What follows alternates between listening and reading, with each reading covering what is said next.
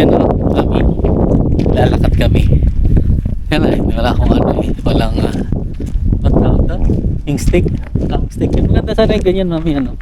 Yung may ano, garahe na ganyan. Yan o. Ganda. Ayos. Mamaya, bantayan na lang natin siya.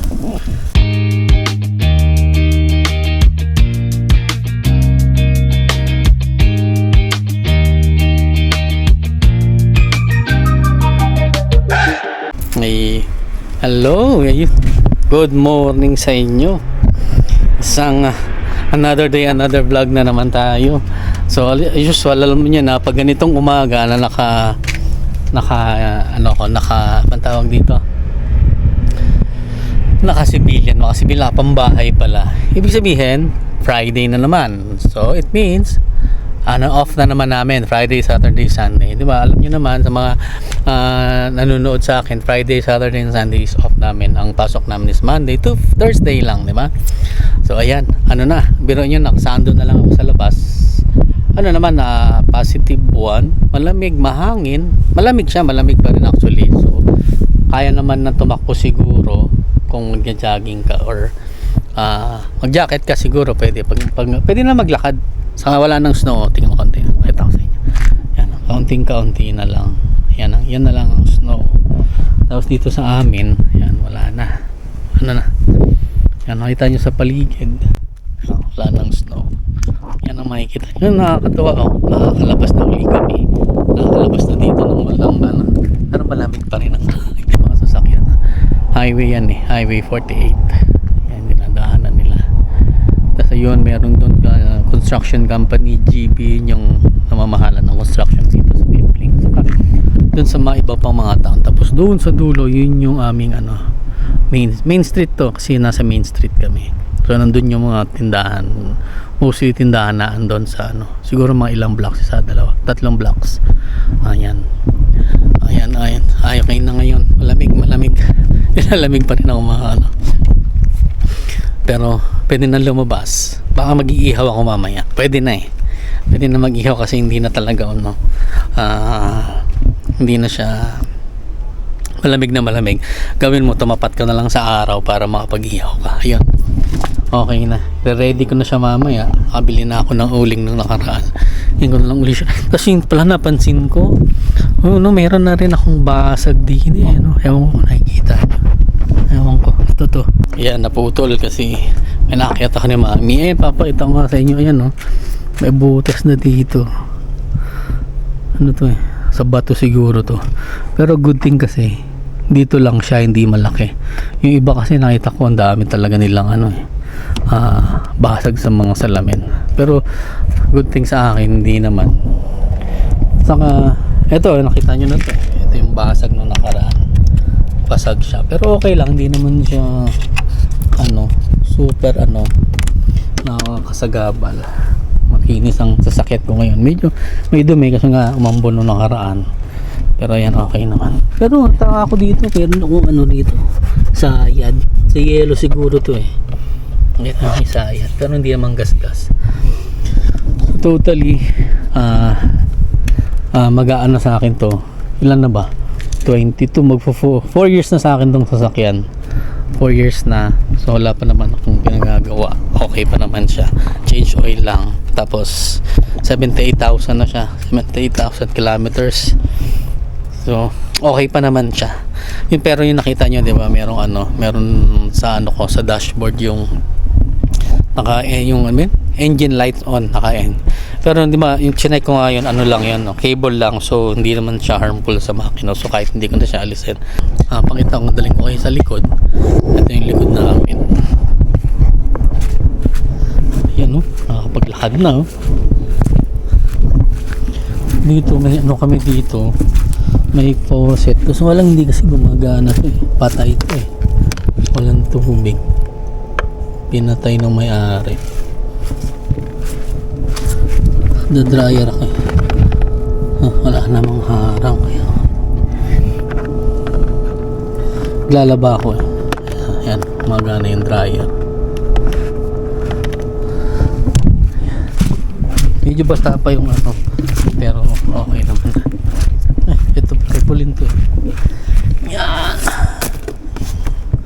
Michael Riffel sa Regina yan. Tapos dito yung labas, makikita nyo naman. Ano to, dulo na to eh. Tapos dito na yung pinaka.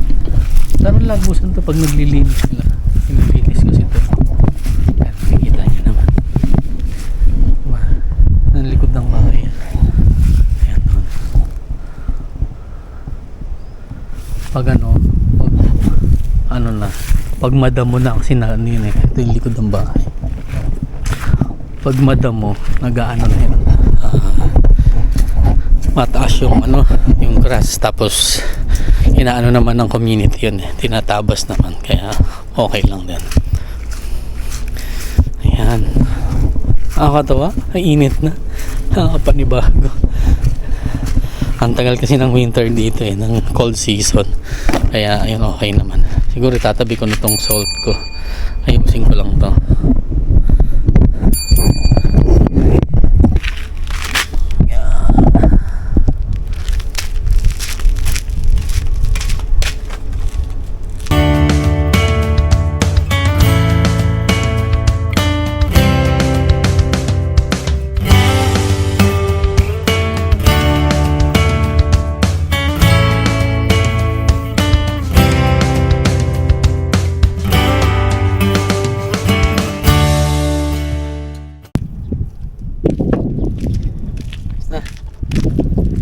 Naayos ko lang yung labas para medyo malinis-linis na. Tapos magtatanim na kami sa mga susunod na pag nagdire-diretso na talaga yung yung excuse me, yung sikat ng araw, pwede na magtanim.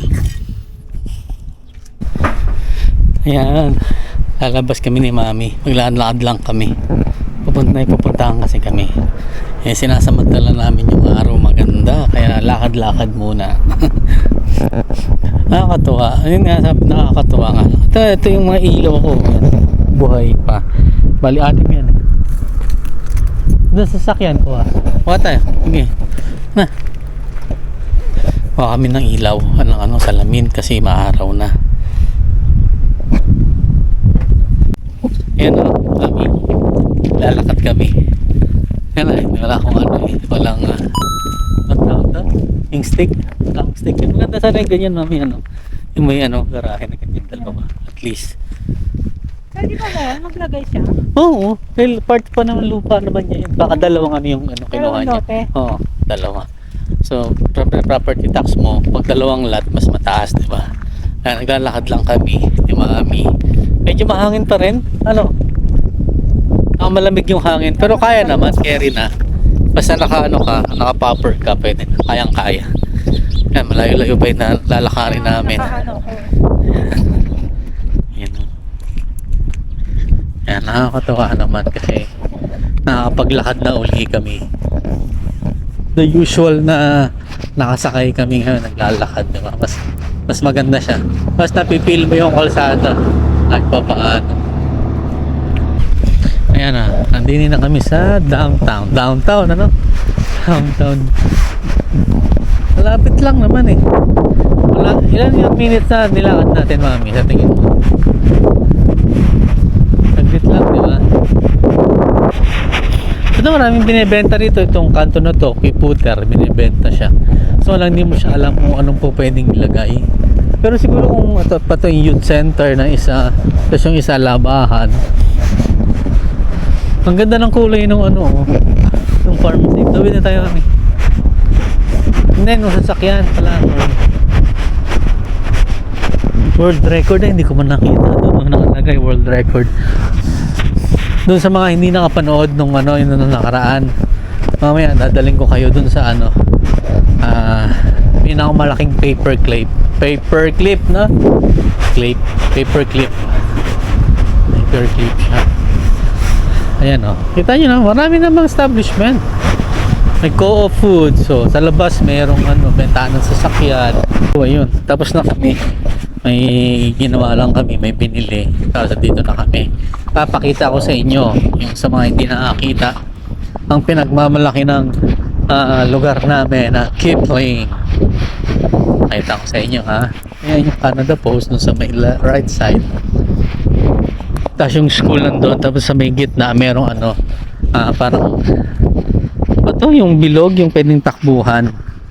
Meron dyan. Pag summer, tatakbo kami dyan. Sasama ko kayo. Makakatakbo pa ako. Ito parang parking to, mami, ano? Yeah. Parking siguro to dati. Pinalitan nila. Ano to? Keep playing professional building. Keep playing football. Pwede kang gano'n na ano yan, football. Ayan, nakikita nyo na ba? Ewan ko kung nakikita nyo, medyo malayo. Pakita ko sa inyo kung ano yung pinagmamalaki nila. Yan, school kasi yun sa kabilang side, saka community center. Yan, ginaganap nila na mga gathering na malaking event. Christmas party ng company namin dyan. Sinelebrate. Ayan, nakikita nyo na ba? Ayan yung kulay pula na yan. Ayan, dun sa mga hindi pa nakakapanood nung mga bago-bago pa lang ako nagvo-vlog. Yan, pinakita ko to. Pero ayan, nakikita nyo na naman. Gaano kalaki yan. Diba? Ayan, nakalagay yung world's largest paperclip. Diba? Meron dito, the Guinness World Record paperclip was unveiled on July 12, 2007. 2007 pa siya, mami. At tingnan nyo kung gaano siya kalaki. Ay, mapit ka. Yan, oh, laki. Pwede kang sumabit. Di ba? Ang laki, nakakatawa. Laki yan. World's ano yan, largest paperclip. Yan, pakita namin sa inyo. Yun, mami. School. Diba? Tapos ito, ayun, mahangin. Pero carry naman yung lamig, ano? Hindi man siya yung malamig na malamig. Doon tayo maglakad. Iikot tayo sa town. Ayan, yung, ano yan, takbuhan yan. Ayan, oh. Paikot yan eh. Hindi, pag ano, jogging ka. Yan po, pwede dyan. Ano yun? Ewan ko kung ano yun. Kasi jogging nila kami. May ring ba dyan? Ayun, oo, meron. Pwede rin mag-badminton. Ano yung ganda eh. Tayo? Dito kami ngayon sa ano, Kipling School yan. Ano yan? Pati high school dyan na rin yata, ano? Yan. Elementary and high school. Parang ganun yata. Kasi ano naman dito, kompleto naman dito. Ang karamihan lang yung iba, mga kabataan, pag college na, saka lumalabas ng ano, ng town. Usually sa Regina sila nag-aaral. Ayan.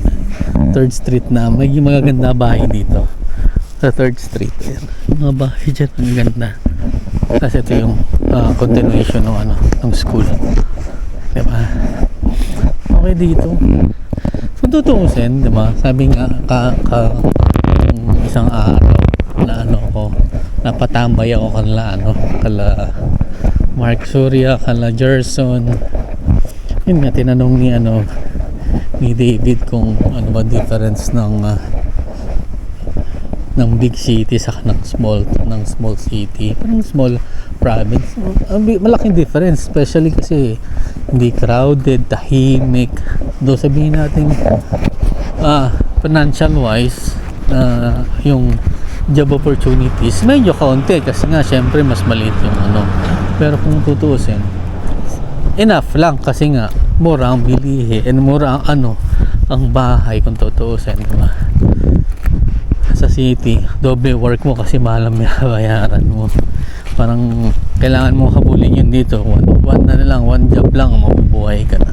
Pero sakto lang, wala kang wala mo siyang savings kasi nga medyo magastos din. Doon tayo sa Port Street tayo maglakad, diba? Sarap maglakad ngayon kasi maganda yung weather. Magkakataon na to kasi sana, pero alam ko meron pang isang isang best pa na mag-i-snow pero sana hindi na. Ayun, tambak ng snow sa gilid, diba? Kipling Curling Club. Loob ninyo dito kami sa Port Street naman. Yan yung Kipling Arena, Curling Club. Yan may mga may mga event. Tapos dito yung baseball. Yan. Yan, magaganda. Dito yung baseball. Baseball. Pool. Baseball. Yan, dyan. Kita nyo naman. Eh ngayon wala pa, malamig pa. Kaya pag nagkaroon, siguro mga June, yan, meron na. May mga naglalaro na dyan. Pwede kami na, nakapanood kami nung nakaraan kasi hindi ka na naipakita. Natin dito. Maganda dito. Gusto ko lang ito kasi dulo na. Hindi naman dulo kasi meron pa dun sa looban eh. Doon, meron pa malalaki bahay doon. Ano lang to? 4th Street lang. Pero okay siya, di ba? 4th Street. Yeah, ganda. Yan ang 404, ganda, di ba? Maganda mga bahay dito sa part na to. Kasi itong bahay na to tagal lang binibenta, hindi pa nabibili. Medyo pricey kasi eh. Saka parang maliit daw yan. Nakita na nila ano yan yung laman eh. Maliit daw yung loob. Pero sa tingin maganda, di ba? At least yan yung harap mo. Paglabas mo, kitang-kita mo itong mga to. Oh. Open area. Kaya maganda siya. Tao sa loob. Di ba okay naman? Di ba? Maganda kaya.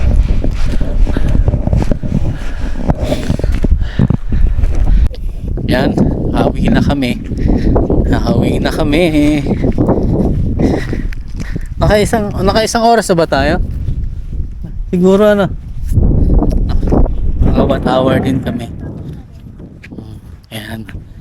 Pasok mo yung mga salamin, makakalimutan na naman yan eh.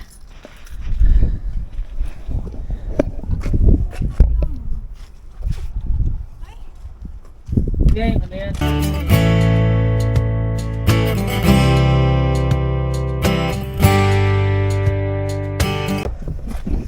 Mo. Yan na. Hindi, magtinggaan lang ako. Kukuha pa akong gloves kasi ayusin ko yung ano. Papadingas na ako. Papadingas ako na. Yan. Lalaglag kaya ka dyan? Ami? Buhay si Rita oh. Ay, nakabit ko na nga. Uli, kinabit ko na. Yan. Welcome to our humble abode. May abode, hindi ko alam ibig sabihin nun eh. Ayan. Ayun, kamusta? Nag-ano na naman ako. Ito, di ba sabi ko magpa-barbecue ako? Ayan, ready na siya. Ayan, ready ko na. Sisindihan na natin.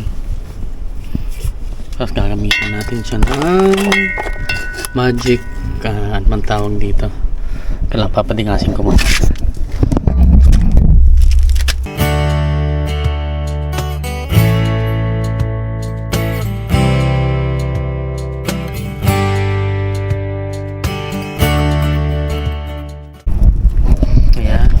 May baga na yan, mabaga na siya. Hinatay ko lang, tilakpan ko. Tapos ito yung chicken namin. Ayan o. Chicken. Ayan, sarap. Wala tayong ibang patungan eh. Kailangan, dito natin nalabag to. Yung chicken. Ayan, para pwede natin maglagay. Ayan na natin to. Babad na to eh. Ayan. Ayan. Ano to, marinated na to. Ilang araw na to. Siyempre pro na to. Frozen, tapos yun na namin. Yan. Down.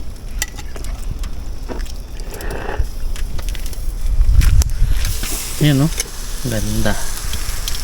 Ayos. Mamaya, bantayan na lang natin siya. Ganyan lang kasi pag dinover ko yan magbabagay, kaya okay na yung ganyan. Tayin-tayin na lang natin hanggang sa maluto pa.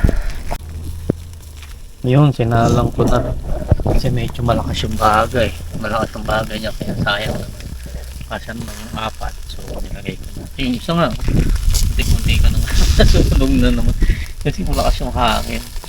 May hangin kasi kaya dire-diretso yung bagay niya. Ginagawang minubusan ko na lang ng tubig para hindi siya masyadong masunog. Kaya ganda yung smoky lang. Kaya yung ganyan lang. Sige, pilita ko kayo. Lumalamig na naman. Medyo mahangin na naman, kaya ayun, pinapantay-bantayan ko lang. Maganda naman pag nakababad ka sa araw, okay lang. Pero pag nasa labas ka na, yan. Pag dito okay lang, sarap, mahangin, mainit. Doon kasi medyo malilim. Mag ganitong oras malilim na kasi dito sa sa part ng sa bahay namin. Kaya pag yung summer, masarap tumambay dito sa labas kasi nga medyo medyo malilim na, hindi na masyadong mainit. Mamaya na lang ulitaan ko kayo kung anong mangyari. Sana hindi masunog. Yan, maapoy na naman. Ayan na yung aming chicken inasal. Yan, okay na siya. Tapos may merienda pa kami. Pizza. Ayan. Siyempre, summer na eh. Kaya dapat ganyan na yung mga merienda. Pero kakain muna ako. Kasi kanong oras ako kumain ng breakfast, 9:30, parang 10. No oras na, 4 o'clock na, so lunch na. Ano to, lunch and dinner na to.